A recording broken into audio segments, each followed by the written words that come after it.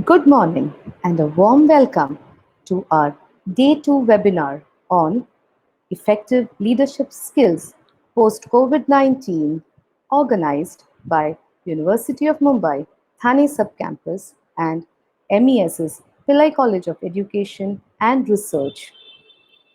I would like to place my sincere gratitude to Dr. Sunita Magre, IC Director, Thane Subcampus, Professor, Department of Education, University of Mumbai, and the management of Mahatma Education Society for providing us with a platform to conduct these webinar series.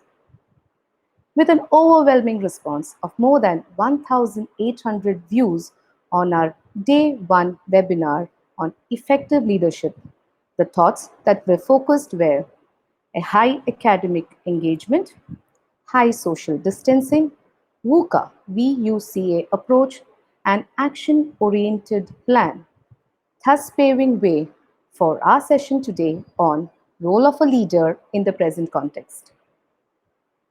At one end, we believe in total academic engagement, while the other end showcases the dim reality of academic resource delivery.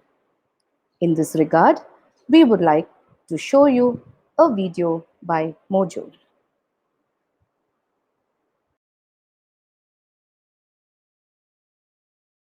I shuffled into a tiny one-bedroom apartment for a family of 5. Rashi uses her family's single mobile phone to study in this lockdown.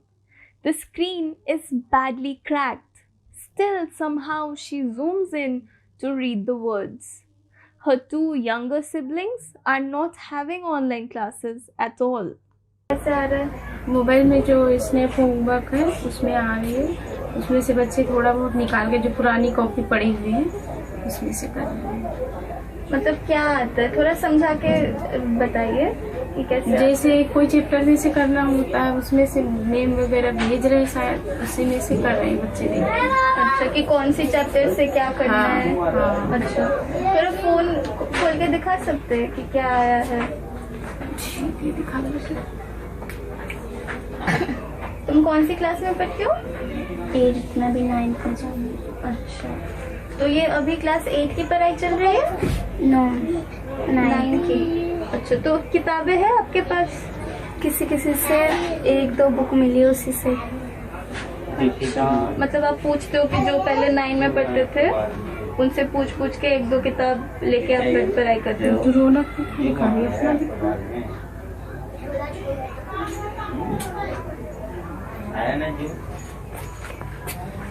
Space होती है जैसे online video science की।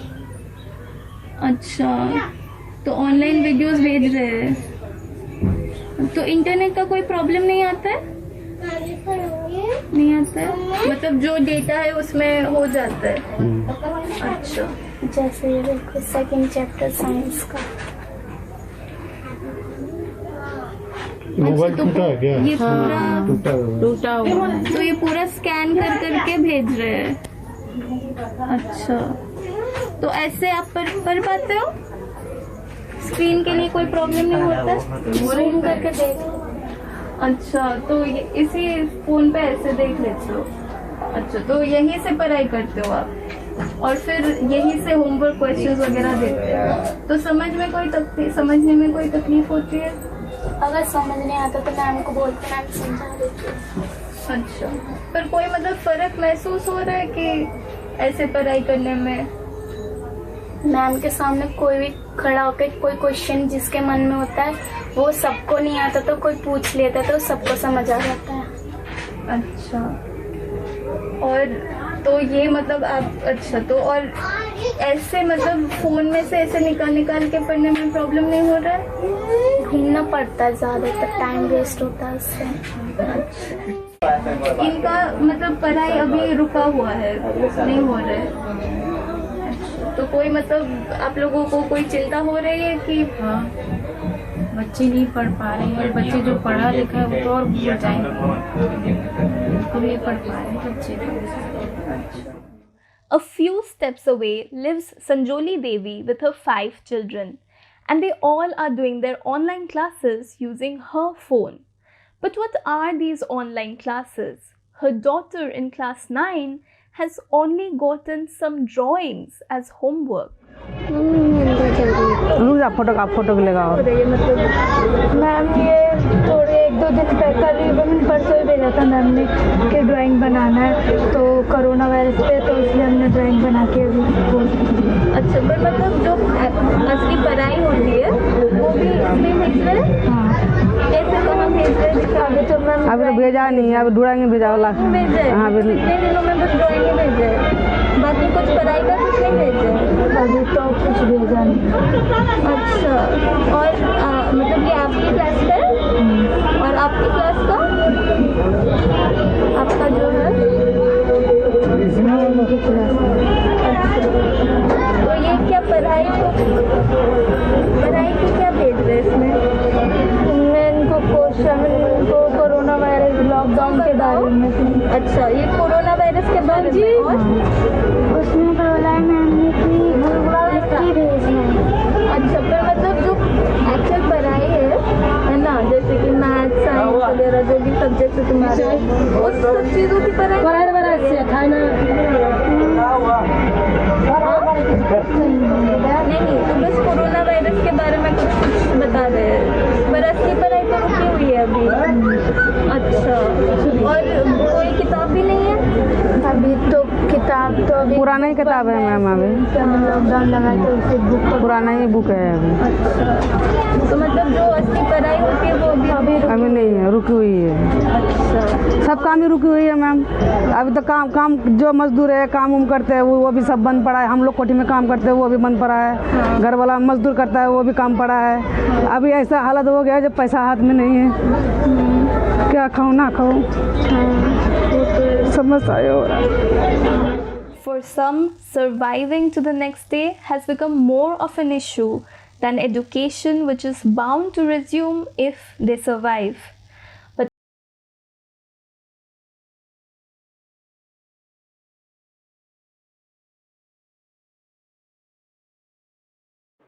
we'll be really feeling that we are so blessed and privileged to receive most of the opportunities to learn and connect to the wide world. This video reflects the role of a leader to reach the unreached in the present context. May I now invite Dr. Priam Pillai, Chief Operating Officer, Mahatma Education Society, to share his views on the role of a leader in the present context.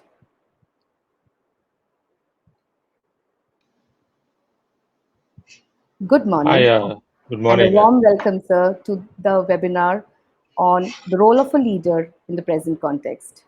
Yeah, thank you, Reni, and thank you for giving me this opportunity and platform to talk about this topic. It's sort of a very relevant topic these days because we all are trying to figure out what we're going to do, and a lot of times people look to us to leaderships of institutions to figure this out. So yes, sir. Truly. It's a good chance to talk about and talk it out loud about what we are thinking and what we are trying to do. That's very true, sir. So could you elaborate your role as a leader in your organization?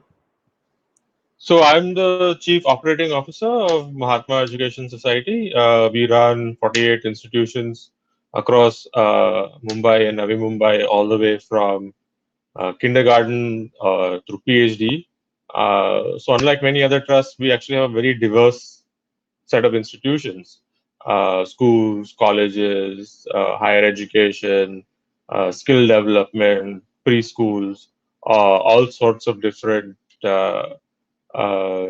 sort of age groups of people, teachers, parents, all looking for different things. So we run a very diverse set of institutions, and that is one of the main opportunities for us as well as a challenge, because everybody has different needs, everybody has different ways of responding to these kinds of things, and we have to help them. So my job is primarily to give broad overarching views, goals, strategies as to how to develop our each institutions, how to get them to grow, how to make them better, how to uh, get better outcomes from each one of our Yes. institutions. And uh, that is our sort of goal, and that's my role in the organization is to sort of make that happen. Oh, yeah, I'm really blessed to be a part of your organization. Organization, so I truly echo your vision to the entire Mahatma Education Societies and the work that really happens through each of the institution. So during this period of lockdown and the post COVID-19, I'm sure we are ready, or we have to prepare ourselves to modify few strategies with respect to academics, administration, and admission. Could you please highlight on few of these aspects? Yeah, so we have to certainly adapt to sort of the changing environment. I think, because of the scale of this crisis, sort of everybody knows that it's important that we deal with it head on. We cannot just go back to the way the sort of the business as usual things, at least for the next 2 years, because there is going to be some changes. Changes in terms of awareness, mostly making people aware about cleanliness, vaccination, hygienic practices. Generally, our institutions, I'm happy to say, doing all that before as well. But now I think there is a new uh, vigor to these activities because we really want to make sure that that there are students have the ability uh, to adapt to this new era, this new sort of paradigm that we are in. But at the same time, we should not lose the things that were good from when we uh, from before. Because we are afraid of a virus. Um, Viruses have been around human civilizations for since humans were around. Humans adapt and they grow and they become resilient to them over time. In the interim, we need to protect lives. We need to protect people's health. But in the long run, we should remember the things that were valuable to us. Uh, that were valuable to us when like for example in academics, students interactions is very important. You can't do away with it. Students have to talk to each other. They sit together, they have lunches, they discuss. Sometimes they discuss academics, sometimes they don't, but those interactions are valuable. You cannot just do away with them. Same thing with teachers. Teachers talking to each other is a very important part of an academic environment. uh, so we have to be more careful, but we have to also remember the things that were good from the past. So we can't just let go of all that and say now we're just going to do everything online. We're not going to interact with our students live. We're not going to interact like in person. We're not going to interact. Our teachers don't need to ever see each other or talk. So this is more of an issue of creating awareness, creating knowledge. You know, like uh, I mean, 6 months ago, you know, if your kid got sick, so a lot of parents would just send them to school anyway, right? So maybe now we can stop that, right? So we can stop. We That's can true. say, okay, now You have let's to be let have careful. the kids stay at home. Oh, yes. So in that sense, it's Yes. okay. Things will change. Um, and I think there will be more. I think there were trends before about as far as administration is concerned, like towards less paperwork, right? So we want to push our institutions also towards less paperwork, the fewer files going from one person's hand to another person's hand to the third person's hand that Mhm. we've inherited from sort of a government bureaucratic system.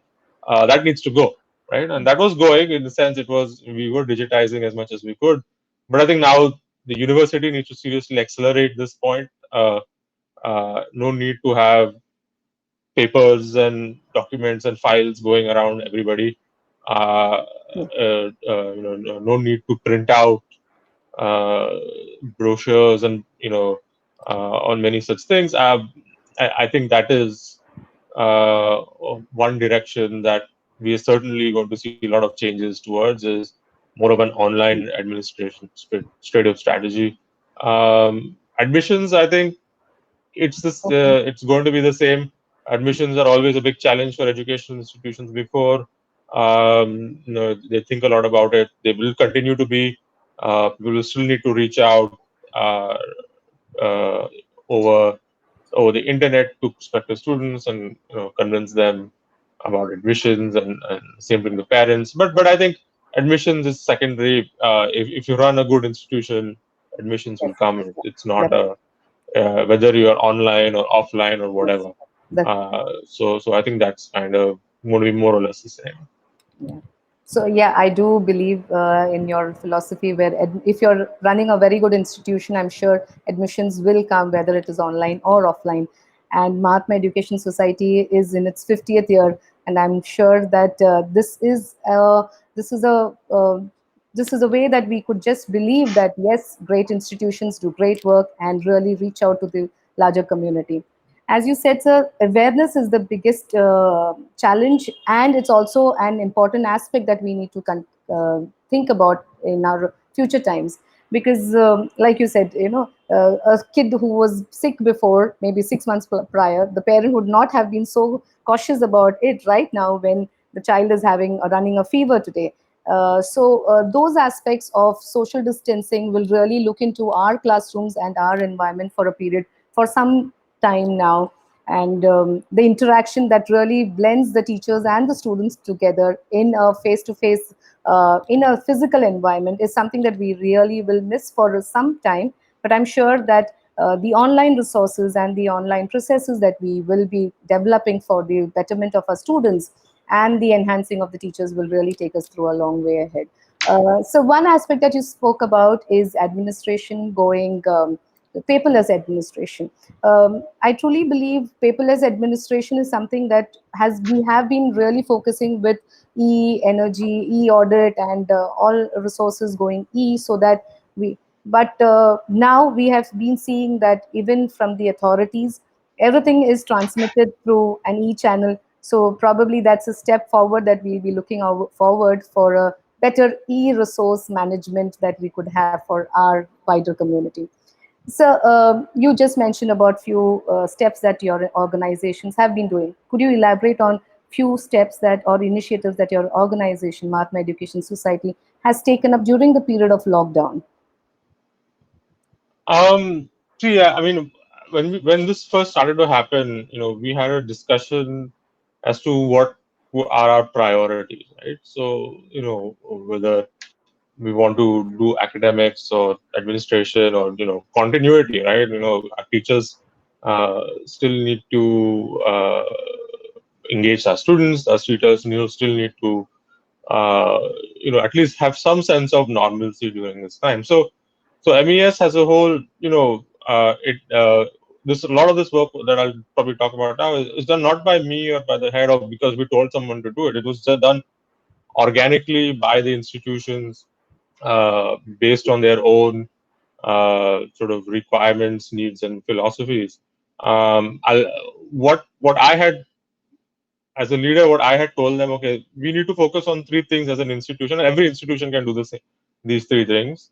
One is, and this was before the any of this happened. It was uh, employability, entrepreneurship, and research. Right. So these are our key sort of themes that we have for a lot of our institutions where they try to focus on these three aspects. And there's another aspect called that I like to say it's called impact. Right. So what is the impact that your institution is having in its local community, right? What kind of impactful work you are doing? How are you changing the work? So we want to gauge the outcomes of every institution on these three plus sort of one factor, right? It's employability, entrepreneurship, and research plus impact.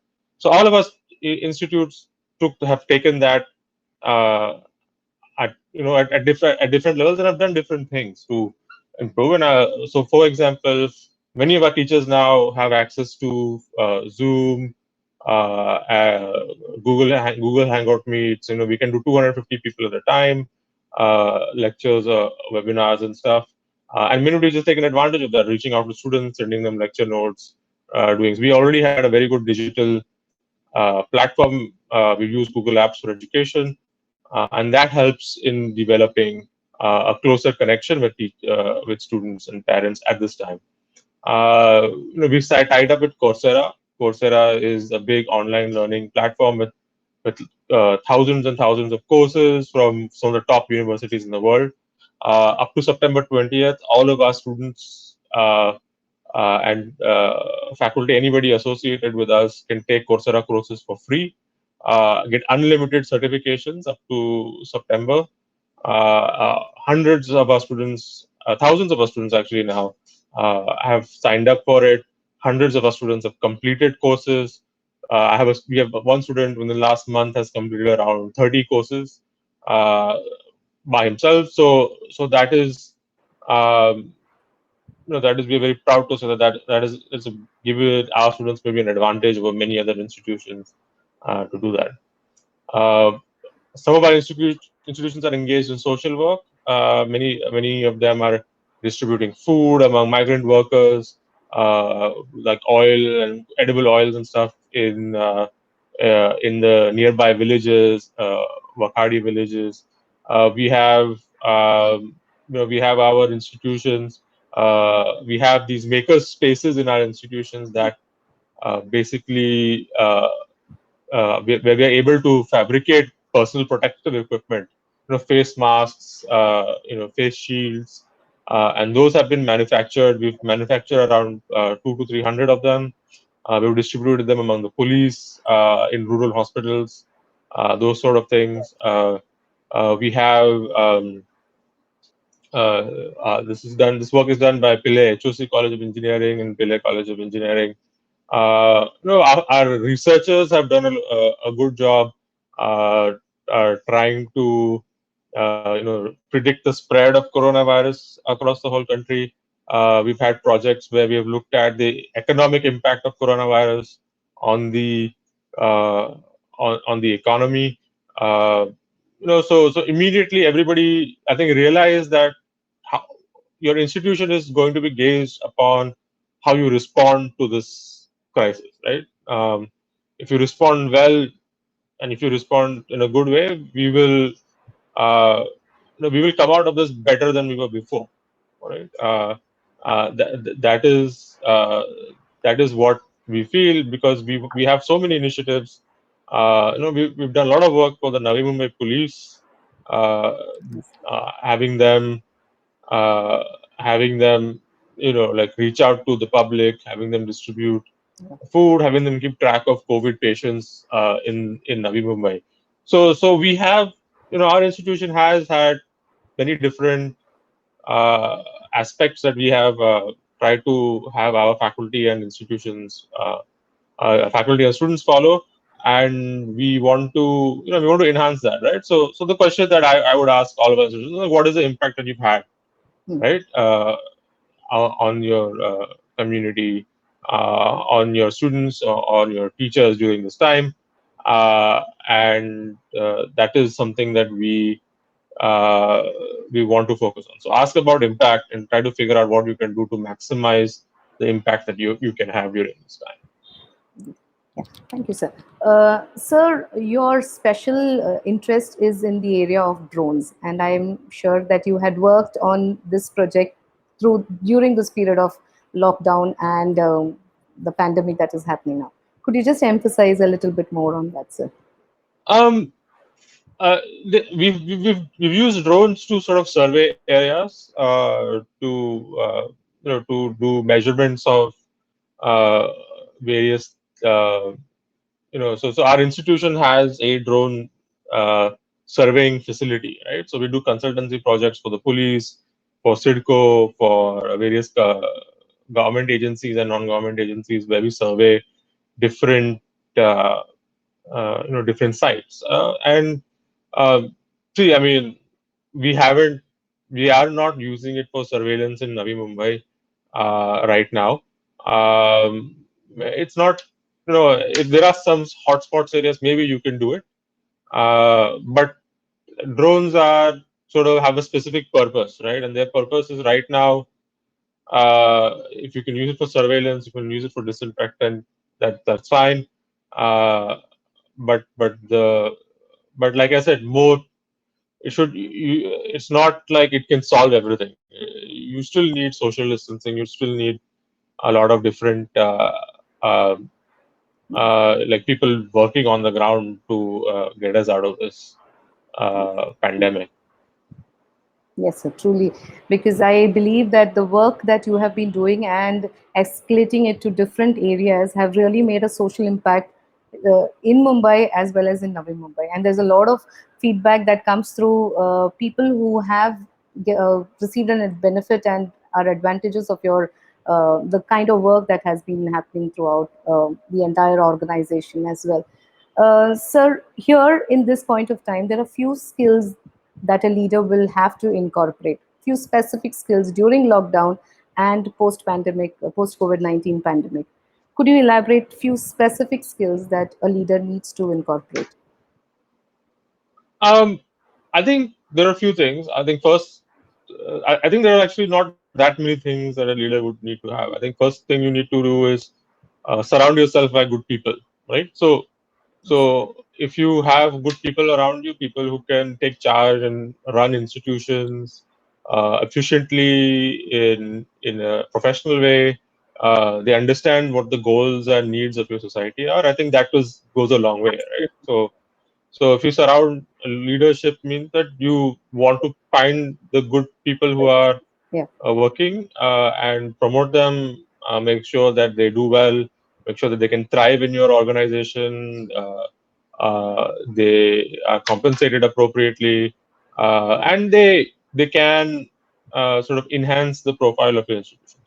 So any leader needs to make sure that they surround themselves with the good people. And this is not just for me. This goes like teachers themselves are leaders, right? Teachers themselves, they're leading their classroom, they're leading their junior faculty, they're leading the staff, the non-teaching staff. So they also need to make sure that the people that they are helping out or promoting are going to uh, enhance their impact. They are going to try to uh, like work efficiently and professionally and do the job properly. So that is essential. I think good leadership. First is surrounding yourself with good people, and the second is to make it clear what your leadership wants. Right. So the leadership wants to certain things to happen within their institutions, within their organizations. Like we want to we want to increase our impact. We want to make sure our students get jobs at the end. We want to make sure our students become entrepreneurs at the end of their graduation. We want our students to be able to do research and independent think, and we want our students to be able to learn on their own, right? So these are the main uh, points of developing an institution, and a leader should make sure that that is the main goal, right? So make sure our students outcomes are good for our students in terms of employment, in terms of uh, entrepreneurship, in terms of going for higher education, and that is the goal, and that should be communicated to everybody, to the teachers, to the faculty, to the staff, to students. Everybody should know this is what we want, and if this communication is clear from the leadership to everybody down, I think, and you surround yourself with good people, you will effectively manage any situation, whether it's a pandemic, an earthquake, volcano, flood, whatever, it doesn't matter. The execution by the people surrounding the leadership is far more important uh, than anything else that we have. Um, and I guess maybe final thing I would say is adaptability, right? Leaders should not be, they should be a little bit rigid in their thinking, but not so much that if a situation is drastically different like it is today, like then what do we do? We need to adapt quickly. Um, so so that is that are the sort of the three main things that I think as a leadership people should focus on. So I truly agree. When you have good vibes, you really have a positive impact. So goodness breeds positivity all throughout. So as you said, set up goals. So goal setting is really going to take us through understanding the definite things that needs to be. So prioritizing your goal also becomes the need of the hour today. So when we look at the aspect of putting your goals in a sequence or prioritizing it, could you just elaborate on any one immediate goal that we could look out for the present situation? I mean, I think the present situation is simple, right? I think um, it's we have to think about outcomes of everybody, right? So what is the outcomes of our first year students, second year students, third year, whatever years, the outcomes for our graduate students, for our masters and PhD students, what are they doing this time? Are they utilizing their time appropriately? Outcomes for our teachers, what are our teachers doing? Are they engaged in professional development activities? Are they working towards going more online? Are they engaged with our students? Like we will look at all that as things go by. Is like what is what have you accomplished during this? It's not a 2 month long holiday, right? It's supposed you have to every institute, at students level, what have they accomplished? At the teacher level, what have they accomplished? At the institute level, what have they accomplished? And then us finally at a trust level, what have we accomplished, right? So uh, that is sort of what we would want our things to do. So and accomplishments can be in many different ways. The impact that you have, uh, the professional development activities that you've engaged in. Um, so this is sort of like how we would look at every single individual who is associated with us, and like try to look at uh, and try to look at how do we improve this, right? So uh, we want to make sure that uh, we can sustain over a long period of time everything that we have built so far, and that's very important. Yes, sir. So, as you rightly said, that it is important to prioritize, and also the fact that every person is a leader by himself or herself. So, as you said, each of us have a responsibility, and then when you understand what have I achieved or what am I supposed to achieve during this period. This is not a vacation period. This is not a period to relax, but it's a period where you can really focus on certain aspects that will lead us through a better tomorrow. So these aspects, if we really jot down and focus and set our goals, then probably we'll be able to take it further. So we have a question right now. We would like to take it as an administrator, highlight on some administrative issues post COVID-19. How would you deal with it? um, See, maybe we are fortunate or maybe we're very unfortunate, I don't know, but educational institutions will be like the last thing that will open up, right? So Yes. we will educational institutions we will not open until maybe the complete end, when there are very few cases in the country. um, this is this means that everybody can come to work, everybody can, students, faculty, everybody can come in.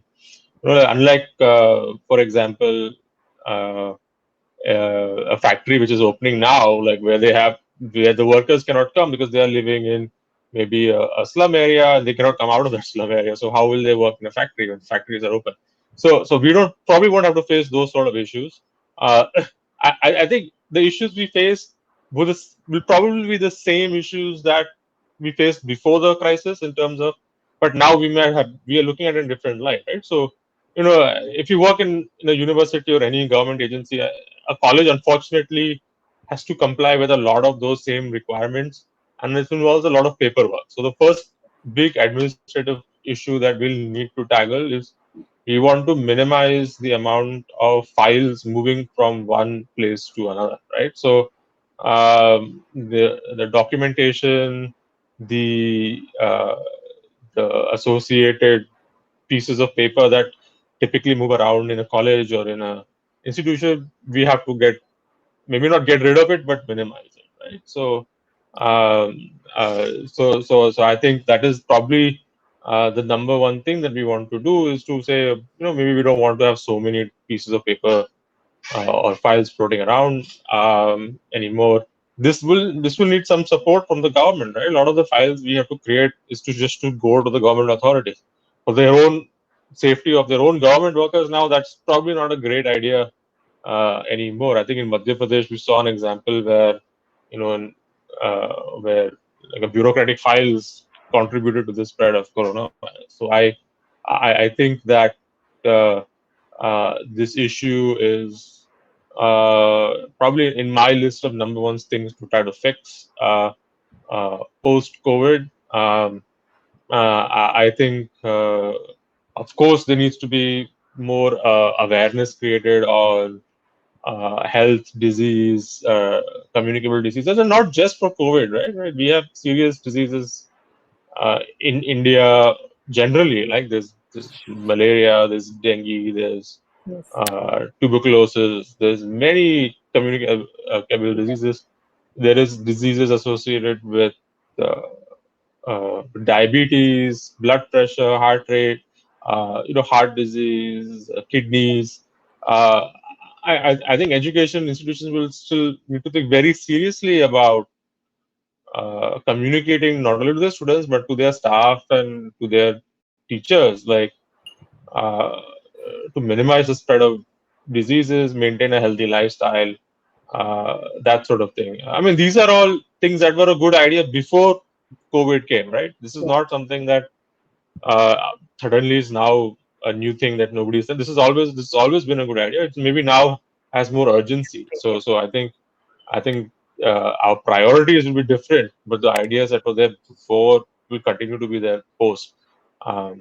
So administration and all will need to be more digitized. Will need to be more efficient, not only from the institution side, but from our regulators, from our university, from the state government, from the central government. The bureaucrats have to, for their own safety now, have to figure out how to get rid of all these files. So when you're talking about digitization, there's a question that has just come up: how to reach the poor who doesn't have smartphones, computers, or any gadgets? Yeah, I mean, I think it's a very important question. It's a tough question that we have to deal with at this point, right? Because at some point, up to now, online stuff was all optional. No one, you could do it if you had the facility, but you don't have to. But now it's almost compulsory for everybody to work it out. And it's a difficult question to answer. I'll give you some of the attempts that we have done, uh, and some of this was before uh, COVID started, right? So in our engineering colleges in Rasayani and in Panvel, we have a concept called a component library, where we can we've kept different components, including phones, laptops, uh, that is available for checkout for students. Students can come in, they can, as less like a library, can come in and check out these things, use them for whatever amount of time they want, and then return it over time. I think that has been a very good initiative. We've been had this for about 4 or 5 years now, and many of our students use it. They uh, they like it. They work with it. This is done at our college level, and they use it quite a bit. I think one of the lessons that we learned from that was that these components that we sort of accumulated over time, well, a lot of it was donated from old student projects. Students actually came and gave it to us at no charge. That's why we were able to start this facility.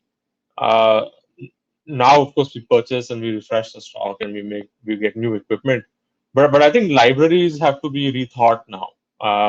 I think libraries, spend a lot of money buying books and stuff like that, and our regulators insist that we buy such number of books. But now again, uh, we get ebooks, we have books, and have books going around may not be a great idea in times of COVID. So I think one of the things that I would like to do when we get back is to start some sort of uh, a a system where people donate maybe their old phones or tablets or computers to us, and then we would then uh, free of cost distribute those among the students who are needy and poor. Uh, uh, Maybe as a first step, because I mean, I can certainly get old phones and chargers and all for free, but I don't know how I'll be able to manage like a free internet access, right? So that is something that we would need to work with uh, internet service providers to try to figure out how to do. But as a first step, at least get the devices that students need in their hands first, at no cost. I don't know you, Rani, but I have about 5 old cell phones sitting in my drawers. I'm sure everybody has hundreds of old devices that are still working in very good condition, uh, sitting with them, and I think that uh, I think that those can now be given away to students, to poor students who need them. And this is just an idea. We've not implemented it, and we don't know how to fully go about doing it. But it might be a way to sort of reduce the gap between students who have it and students who don't. If the parents can manage an internet access, uh, I think that would go a long way, because we are just basically handing them a free device. So that is one way that we are thinking about how we would deal with this. Hmm. They will uh, they will, we will focus on uh, uh, these devices, trying to get them into the hands, and then maybe try to figure out how do we get this in the hands of the our poorest students. Yes, sir. Yes, sir. Truly a very good plan that you have in mind. We have heard of book bank. Now we will surely hear more of tech bank. So we'll have more technology gadgets coming in, so that this really works. Because, as you said, all of us have at least one phone spare, which is in a working condition, and but we are not, since we are upgrading, we have just left it, and probably that could really help the to reach to the community that we are speaking as we started the session, to reach to the unreached. That's something that is really superb. So we have another question coming through. How can a student remain positive during this lockdown period who are unsure when the colleges will reopen, exam, stress, etc.?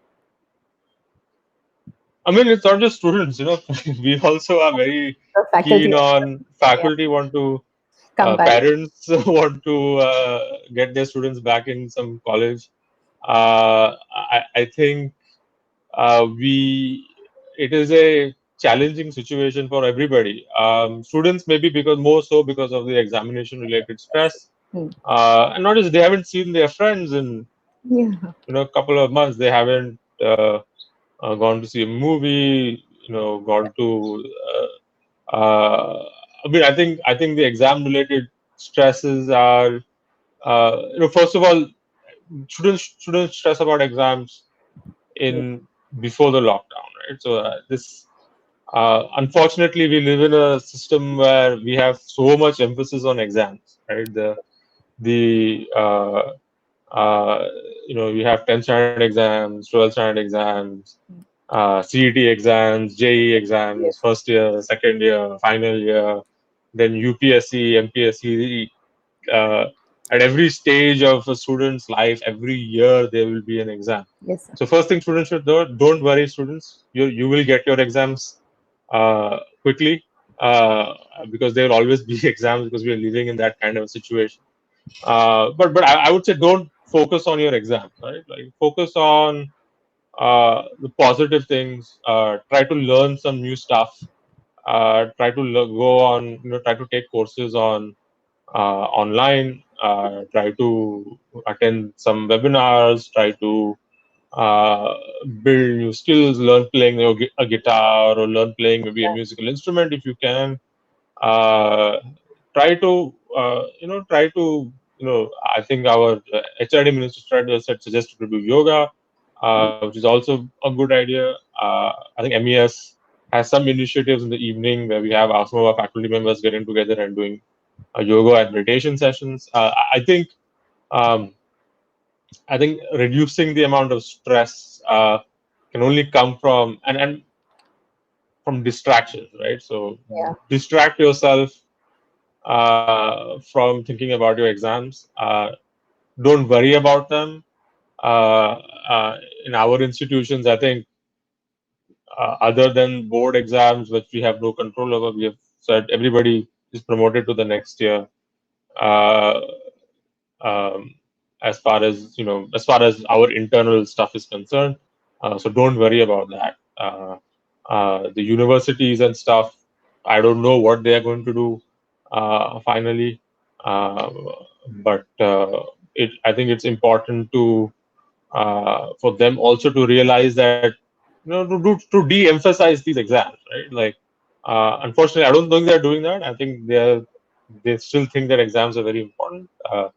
My personal opinion is exams are important, but not Yeah, so much that we put so much emphasis the on it. pressure. Yeah, we Uh, true. so I think skill building is much more important. Yes, Build your skills during this time. That is a much more uh, useful way to spend your time than studying for exams and preparing. If you have, maybe if you have exams in July, you want to spend like 2 months just studying for that that, one yeah, exam. I mean, it doesn't make any sense. So correct. build your skills.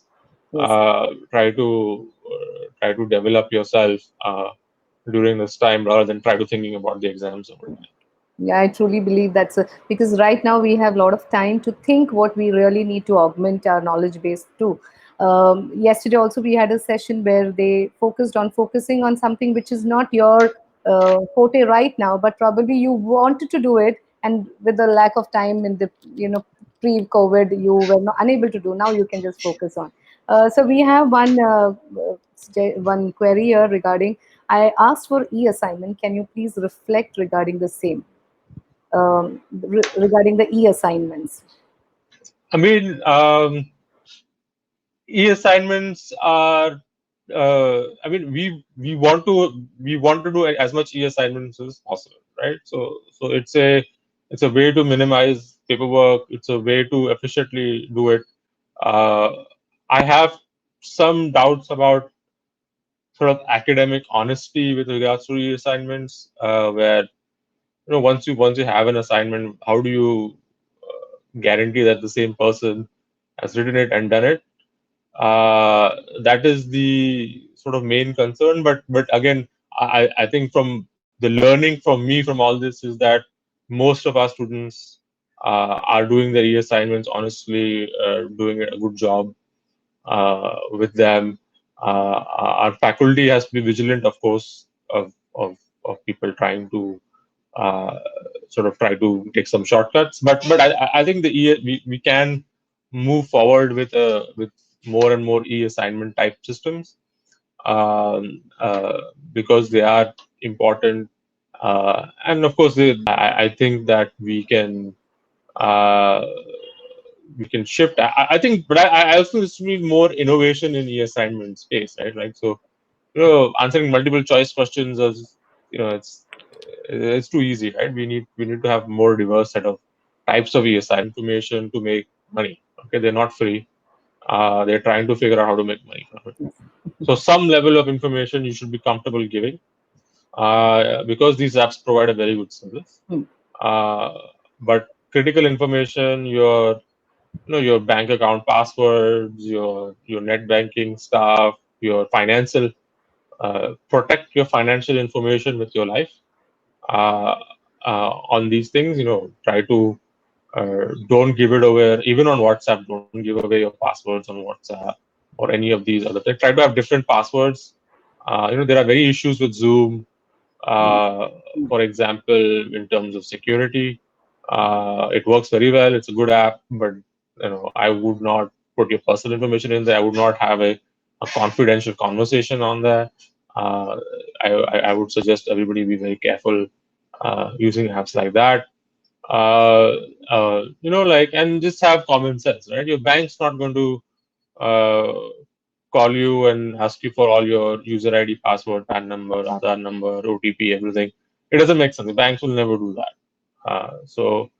I suggest you uh, just have common sense, have strong passwords, uh, don't click on all the links that you see.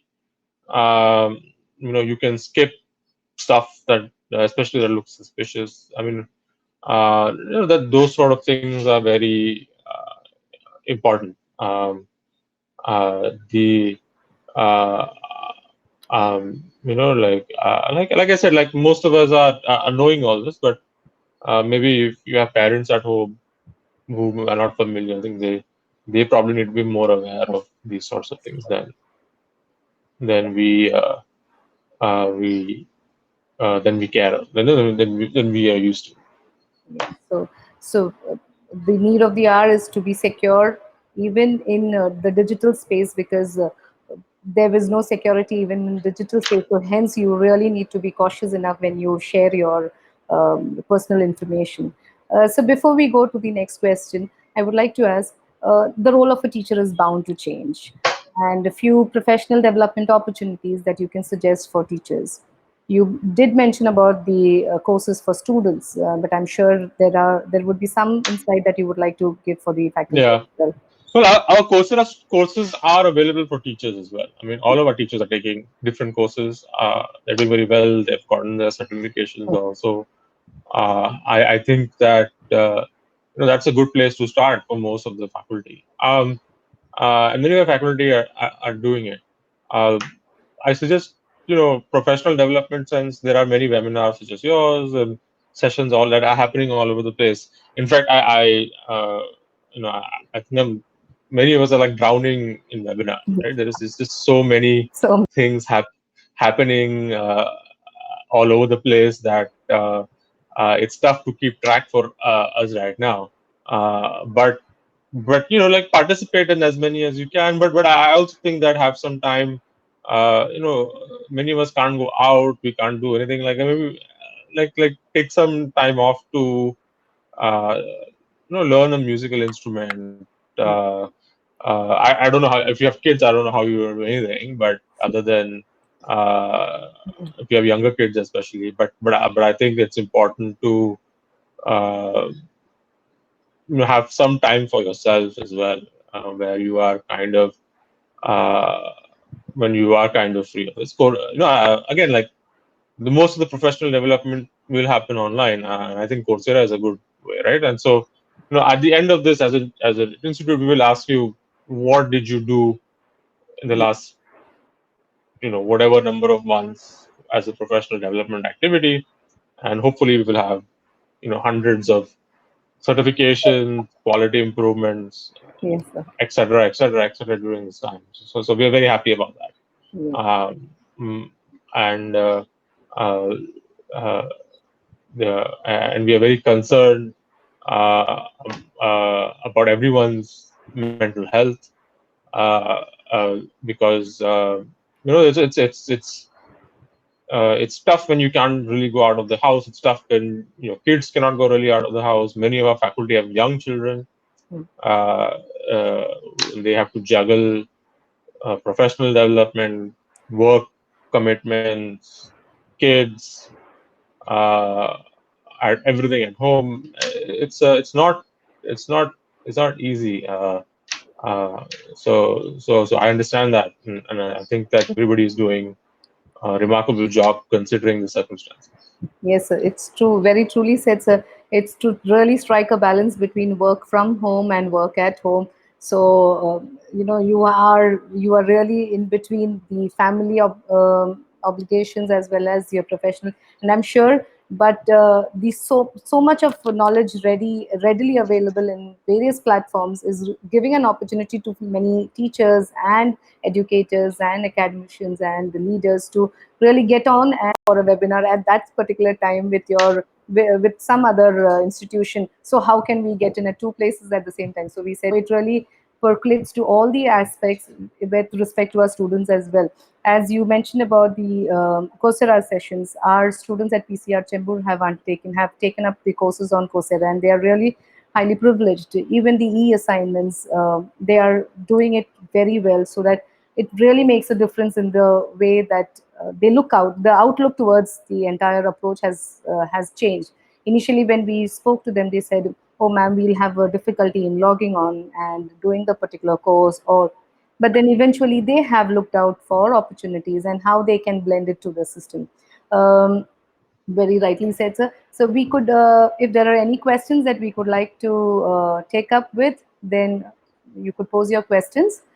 We'll take up the session for question and answer. Sir has been taking up questions even through the session, but I'm sure if anybody else wants to address any session, any questions, you can just post it right away.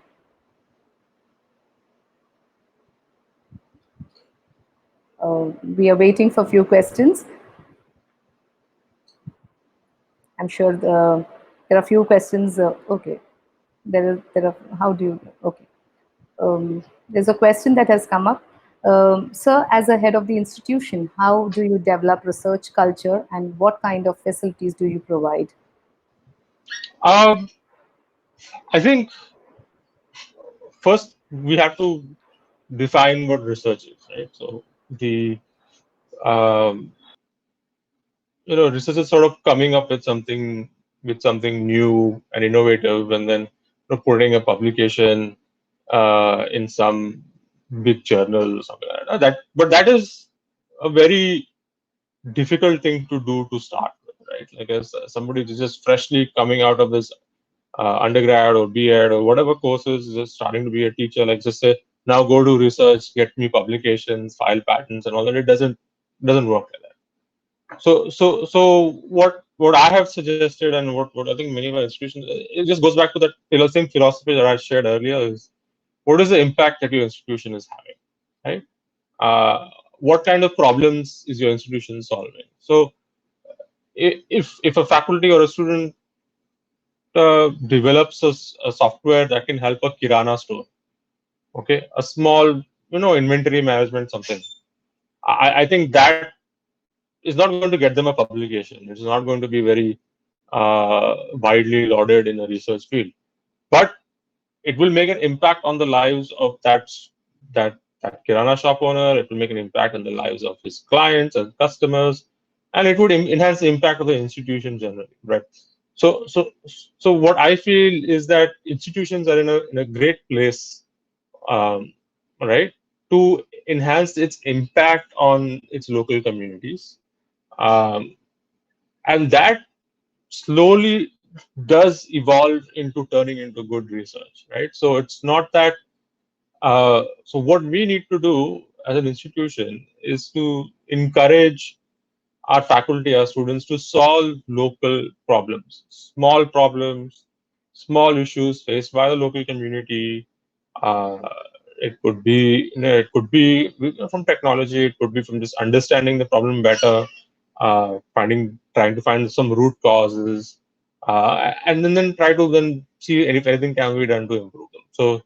So an openness to accepting those kinds of projects is something that uh, I think sort of contributes to, as a start, is a good starting place for research, right? Because then you develop that inquisitive mind. Okay, this man has this problem, so how can I solve it? Or this guy has that problem, how can I solve it?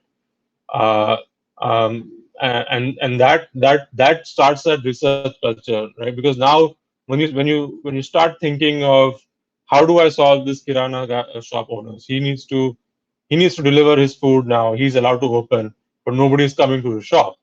All right, how do I solve his problem of food? Maybe you make an app. Maybe you have some service where he can sign up to simply remotely and do everything. Now this is uh, you know, this is, I think, that starting point.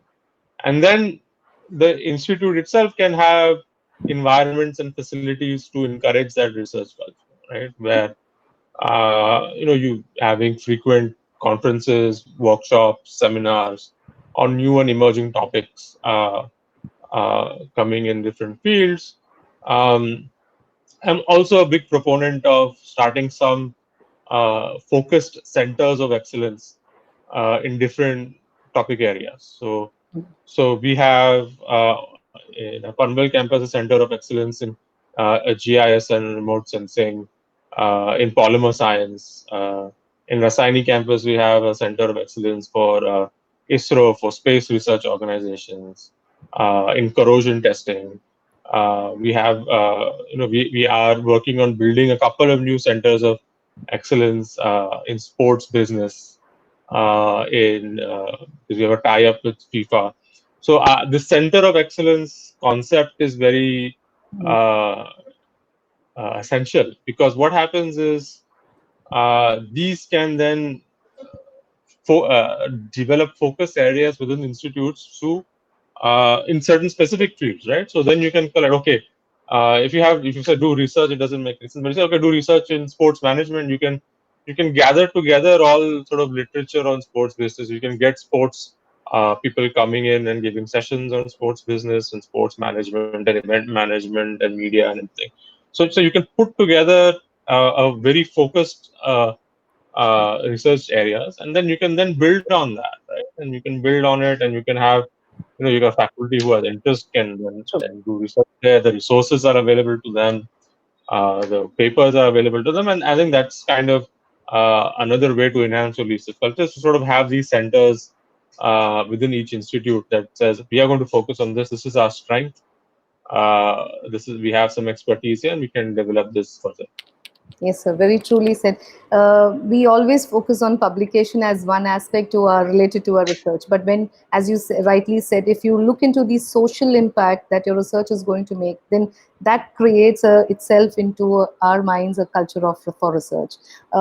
Sir, during this time, we have we have another question. So, isn't it a good time to have or to have on demand examinations, that too with digital tools?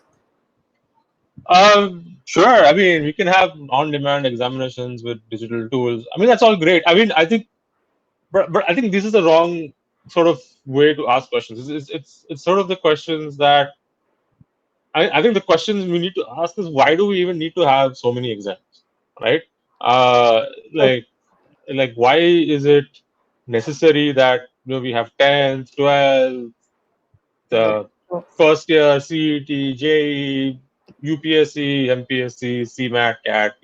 I mean, I think I'm not sure there's all the letters of the alphabet jumbled together in every single combination is available as an exam, right? So there is, uh, and it doesn't make sense, right? Like if you want to study, say, if you want to study media and film, how do you gauge someone's good at media and film? By giving them an exam, right? Uh, a teacher, right? If you a teacher, 50% of their job is to stand in front of students and deliver lecture, have good communication, have good presentation skills, have empathy. How do you gauge that? All those things are very important for a teacher using exams. And even if they are given some weightage, it's like 20% or 10% out of a whole 100, when it's maybe 50% of the work that 50 to 80% of work that a teacher is doing is standing in front of the students and talking. So the question that I want to ask, not because examinations is not in my control, I want to ask us, why do we need so many exams to start with, right? Like we're talking about digitizing exams and stuff. I think is a question that uh, is is is not the correct question to ask. I think we should ask, do we really need so many exams? What are we asking? What skills do we want our students to have finally when they come out of all this? When they come out of our education system, uh, we don't need to have so many exams uh, generally to start with, right? It doesn't make sense to have so many exams, because if you're a creative person, if you are you don't need, why if you're studying filmmaking, your final exam should be a film, right, that you've created and you're sharing with your class. Very true. Yeah. This this examination business that we have somehow perpetuated as being all important, causing stress to students, parents spending lakhs and lakhs of money sending their students to all these coaching classes for all these different exams. It's we need to reconsider that whole industry uh, of examinations, because it doesn't make sense. It's causing a lot of employability issues among Yes, sir. uh, our youth, and it's very difficult to justify having so many exams. Why, you don't need it? It It's, just doesn't make any sense. yeah. So thank you so much, sir. You have given us so much of your enriching session regarding, and every question gave us a lot more of solutions, suggestions, initiatives that each one of us could incorporate. The takeaways that we all of us have been just putting down on the chat, but being aware, being positive minded is something that is very important at this point of time. It's a need of the hour for us, for each one of us. Also taking into the aspect of going digital and also harnessing one's skill. A few pertinent questions that you raised, like why do we need exams, is something that we as educators could be ticking on, and it could be something that we can think about, and how we can change the entire platform of learning for everybody. So it could be more of harnessing the skills, sharpening your skills, and being learning going multidisciplinary rather than just being so exam oriented. We had a wonderful time with you, sir. We are so glad that you gave us your precious time for this webinar. And we really take this opportunity to thank you personally and on behalf of the University of Mumbai Thane Some Campus, Dr. Sunita Magre, IC Director, Professor, Department of Education, and the entire faculty of MES and PCR would really like to express their gratitude for this session. We are highly enriched, and I'm sure we are going to transpire and inspire many, like you have been doing us for us throughout the journey with MES. Thank you once again, sir. A few notes for the next day. Tomorrow we'll be joining in live again at 11:30 a.m. for our day 3 webinar on effective leadership skills post COVID-19 pandemic. The Google form for feedback and attendance will be shared right now. It will also be emailed to each one of you, so kindly do the needful. And we hope you all stay safe and stay blessed. And thank you once again. Thank you, Dr. Priam Pillai, for having a wonderful session with us. We are truly enriched. Thank All right. you. Thank you so much. Thank you, Reddy. Thank you. Thank you.